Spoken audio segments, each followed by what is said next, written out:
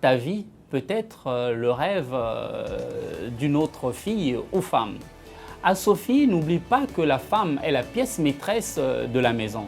Si tu tiens vraiment à ton mari, sache-le qu'il faudrait quelquefois faire des concessions.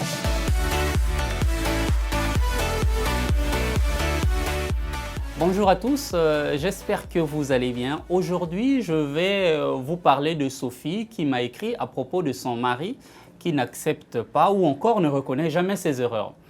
Sophie est une jeune dame de 28 ans et son mari Roger en a 35. Les deux sont mariés depuis 3 ans. La femme a eu 2 enfants avant son mariage avec Roger et Roger lui aussi en a eu 2 enfants avant d'être avec Sophie. Alors, le couple vivait dans ce rythme pendant ces 3 ans d'union. Mais un bon jour, Roger décide soudainement d'interdire Sophie de ne plus aller assister son ex-belle famille en cas de funérailles. Elle, à son tour, donc Sophie, décide aussi que Roger ne participe plus ou encore ne soutienne plus son ex-belle famille, que ce soit physiquement, moralement ou encore financièrement. En cas de décès, alors l'homme de la maison, Roger, n'approuve pas la décision de sa femme. En revanche, il se fâche. Alors, Sophie pense qu'elle a raison de réagir ainsi. Alors, avant d'entrer dans le vif du sujet, si vous êtes nouveau, donnez-nous un like, partagez la vidéo et aidez-nous à répandre la lumière dans le monde. Sachez que nous réalisons cette vidéo pour vous aider car chaque jour, nous devons avancer dans la lumière en laissant des ombres derrière nous. Alors, ma réponse, je ne sais pas si elle sera destinée à Sophie ou encore à Roger. Mais je pense que ma réponse sera destinée à l'homme avec grand H, bien sûr.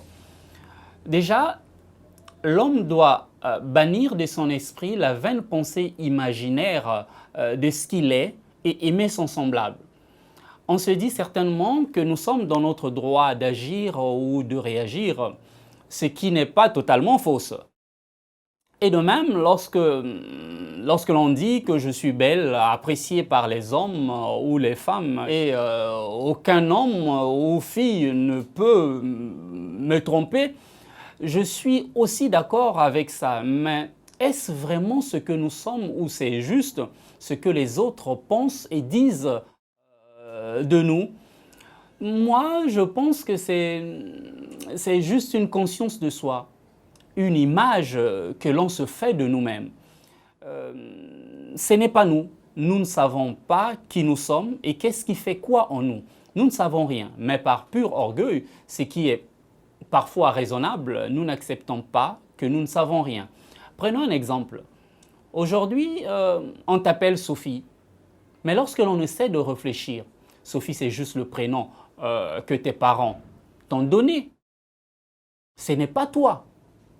On dit encore la main de X, la tête de Y, mais lui-même, il est où? Je pense que nous devons commencer à nous poser des bonnes questions, au lieu de laisser la jalousie nous ranger de l'intérieur. Un couple doit se soutenir mutuellement et non se déchirer de l'intérieur. Et comme c'est écrit dans les Saintes Écritures, si une maison est divisée contre elle-même, cette maison-là ne subsistera pas. À Sophie, n'oublie pas que la femme est la pièce maîtresse de la maison. Si tu tiens vraiment à ton mari, sache-le qu'il faudrait quelquefois faire des concessions. Car ta vie peut être le rêve d'une autre fille ou femme. Merci à vous d'avoir suivi cette vidéo. Si le contenu vous a plu, faites-le nous savoir en commentaire ci-dessus. Si vous connaissez quelqu'un qui aimerait entendre ce message inspirant, partagez-le et n'oubliez pas de vous abonner. Vous y trouverez d'autres contenus traitant de sujets inspirants. Ciao!